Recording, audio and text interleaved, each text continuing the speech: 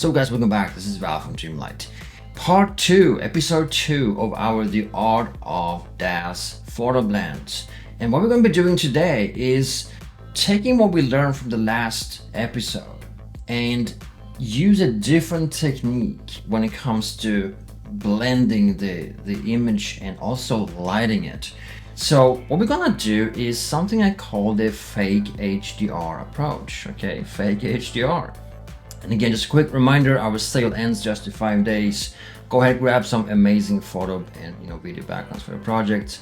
And what we're gonna do is browse for some photo backgrounds. And I wanna find a cool kind of genoid thing. Let me see. Somewhere around here, I think I have some really cool looking scene. I love that one here where she's sitting on the ground. That was pretty epic. So I'm gonna grab that one and then I'm gonna pair that with a dude standing here on the left side, right? Let's do that. So I'm gonna go ahead to the environment tab, which you can find up here, window, panes, environment. It's not the same as the environment sub-tab of render settings. Use white, choose the backdrop, use white, and then you can click here and browse. Here we go, and here it is. Cool. These are 69, so they fit well if you have 69 in DAZ here, right? And so as of now, nothing is kind of matched. The camera is off, lighting is off, nothing works here, right? Let's fix the lighting first. The fake HDR is perfect for interiors or cloudy overcast renders. Now, like I said, there's always multiple ways of blending photos with 3D, and we're gonna be covering all of them. So this is one of the ways of blending, just like we did last week, right? That's what we covered. Another technique. Today we're gonna cover another technique, and then we're gonna cover a few more in the following episodes. So the fake HDR, what we have here is that image, which is a JPEG, and right now we're just using the built-in into DAZ, whatever fake HDR, it's loaded here, right? And so we want to go and locate that image, which is over here, and we want to turn it into an HDR. It's a simple thing, but just go into mode and 32-bit channel, right? It's nothing shocky about it. But the size of this, I mean, these images are 7K, so you can zoom in quite a bit on them. We are not gonna use 7K on the HDR. It's not necessary. You're fine with 2K, right? Normally HDR maps are 2:1 as far as ratio goes. It will be ideally 1000 here, but it doesn't really matter because it's gonna be squashed or squeezed or whatever it's called, and it's just gonna work out fine. And now what we're gonna do is go ahead and save. And in the same folder, we're gonna use HDR format, radiance _ HDR light. All right, cool. Now let's head back to DAZ and throw it in here, right? In the environment tab of the render settings. So the background goes to environment tab and the HDR goes to the environment sub tab of the render settings. And if you don't see render settings, again, window panes, render settings, right? Okay, let's click on browse. And here, just go to here and choose that HDR we just created. Perfect.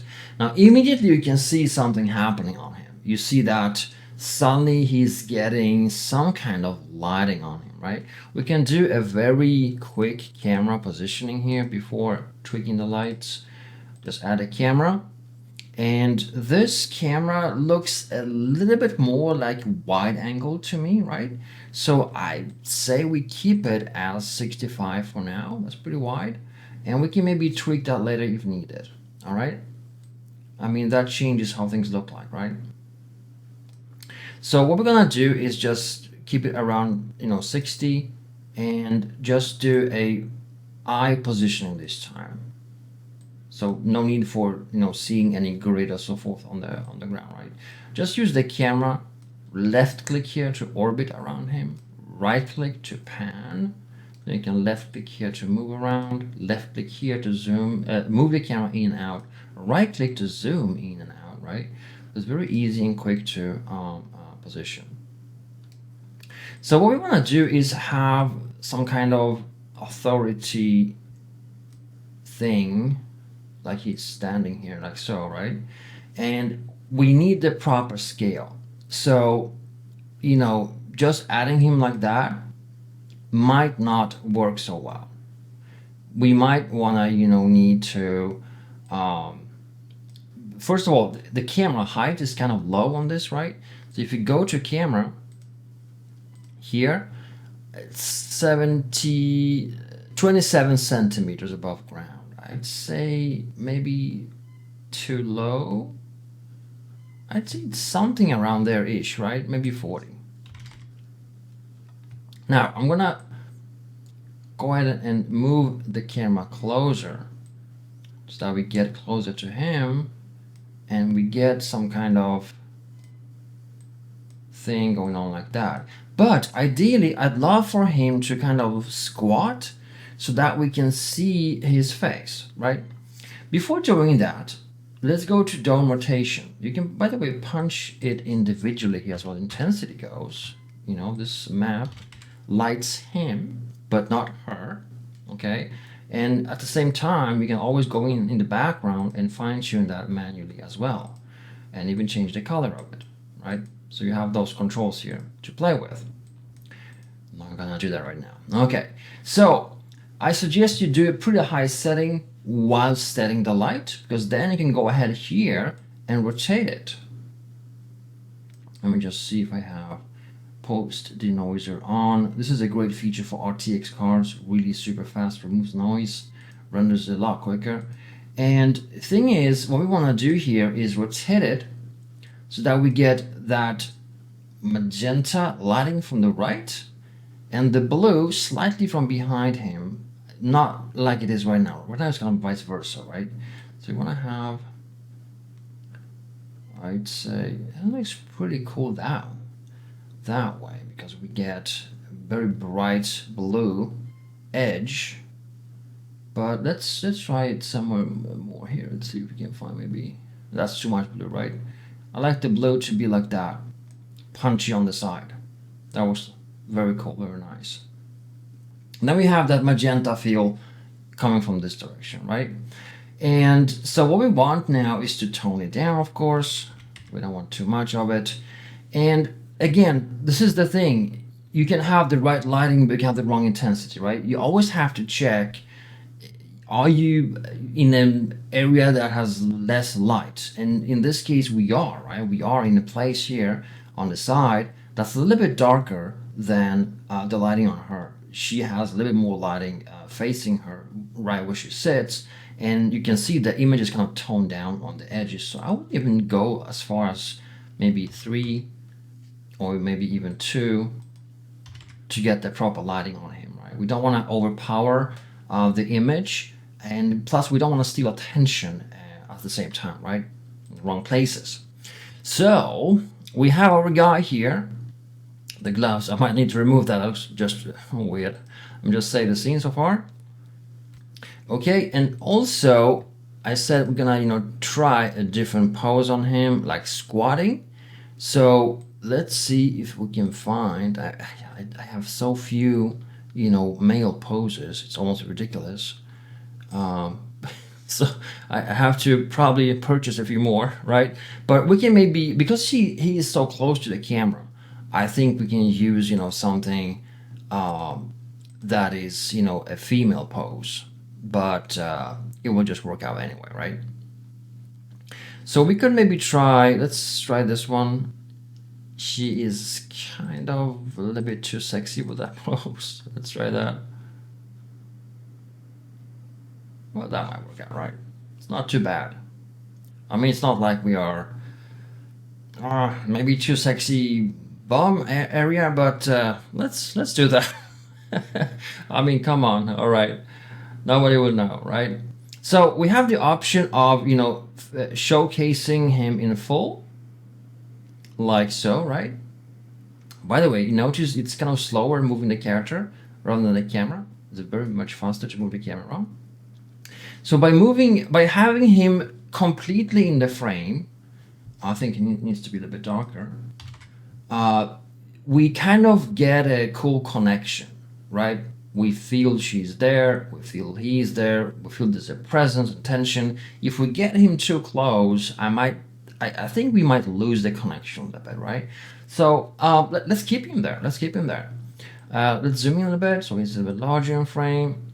And what we need now is to try and fix one issue we have here. I'm just putting him on the left side. He's colliding with the cables, right? I want him to be like that, maybe. That's pretty cool. He's now too bright where he is. Let's tone down a bit. Pretty cool. All right. And what we need here is some kind of reflection on the ground, right? It's kind of like a wet floor. So what we want is to have ground position manual and raise him off the ground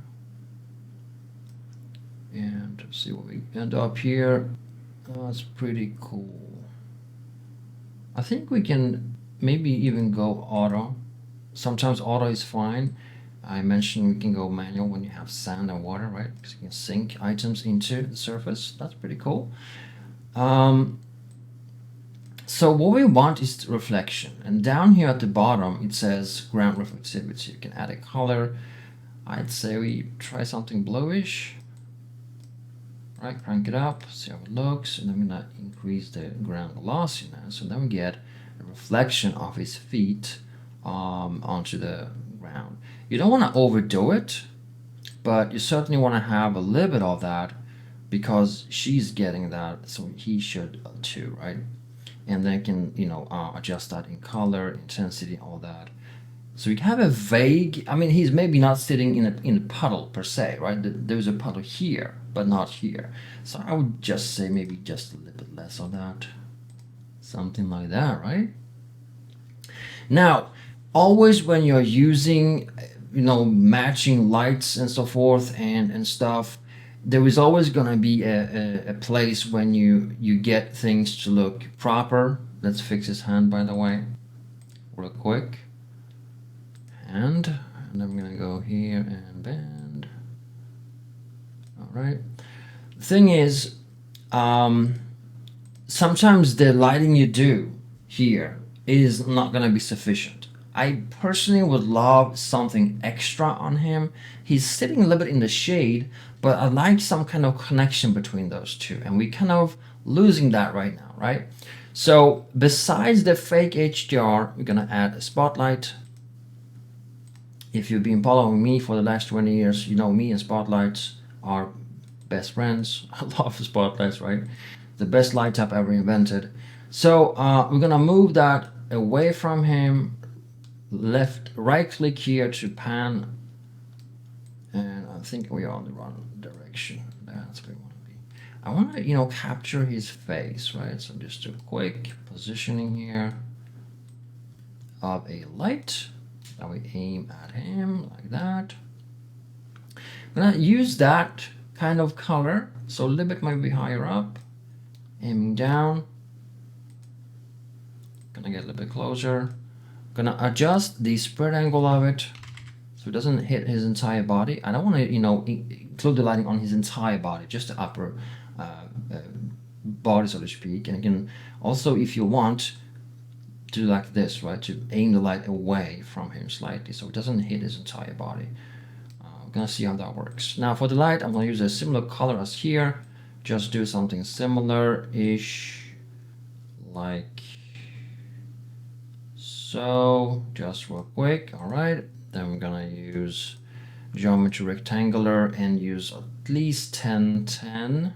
So it's a little bit softer, but not entirely super soft and not super sharp either. Larger light sources look, more soft, right?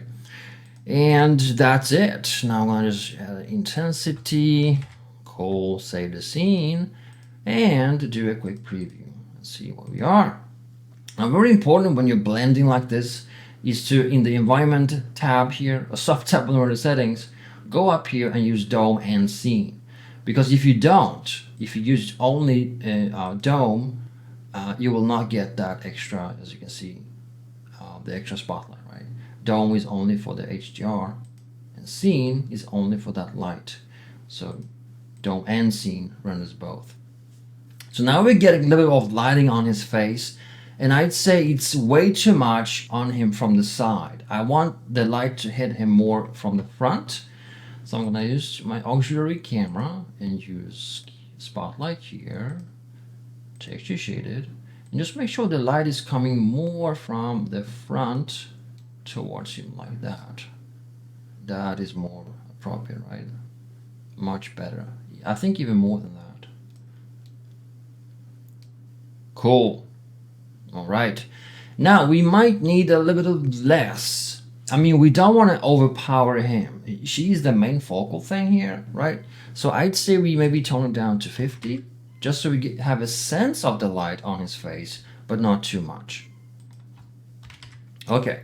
Next, what we're gonna do is, I'd say tone him down even more. Looking at the floor here, it's very dark, so we don't want to overdo the HDR. He's sitting in a shaded area, so let it be shaded, right? I mean, we can even try going even lower than that. That looks pretty great, right? It feels like he belongs there now. I mean, at 1, he feels maybe a little bit too bright still. 0.5, pretty good. Let's try 0.7. Perfect. All right. So guys, that's pretty much all for this video. We covered the fake HDR approach, and we introduced a super quick extra light on top of that. Now I think he's live eating on his knees, right? Yeah, he is. My gosh. All right, I need to fix that. Sorry, dude. All right. Yeah, let's do wireframe here. Let's just do a quick fix of that. Completely lost track of that. So I'd say we just, lean him forward slightly. Like so, right? Get this, it's like a similar angle, and then just sink him a little bit into the ground. Like so, and I'm gonna adjust the shoes a little bit so they are not getting underneath. And if you reach a lock like right now, I can't bend it more, you click here on the cog parameters, disable limit, click on accept, they can override that. This is especially important when you have girls with heels and you want to crank it up an inch or two, right? All right, so that's better, much better. All right. Cool, and I think we need to do manual height as well, manual floor position, because yeah, much better now. We have a great connection. So this scene now looks more intriguing, right? We have a droid or genoid right on the right side. We have a guy on the left that looks like, what the hell is going on here, right? And he's next to a computer, lighting matches, camera matches. It looks intriguing. We have some reflection on the floor, and it looks pretty cool. So guys, that's all for today. Thanks so much for watching. Don't forget to check out my store, dreamy3dstore.com, for these incredible backdrops and video backgrounds. The sale ends July 6th. So be sure to check them. There's items from $199. It's kind of like a no-brainer. But we're gonna continue next episode with more coolness. I'm not sure how many episodes we're gonna do. At least I'd say 10, maybe more. I mean, we're gonna unpack everything I know about blending with DAZ and photos. Guys, that's all for now. Thanks so much for watching again, and I'll see you soon again.